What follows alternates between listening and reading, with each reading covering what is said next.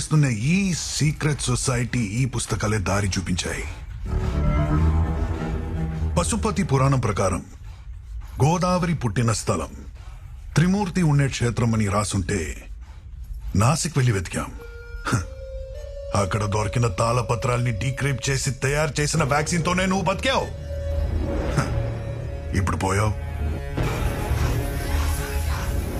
ప్రమాదం రాసుంటే పరిష్కారం కూడా రాసుంటుంది.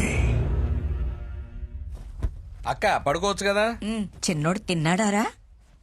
తిన్నాడా? గుజరాతీ తాళి తెగ తిన్నాడు. అది అరగడానికి అరిగెక్కాడు.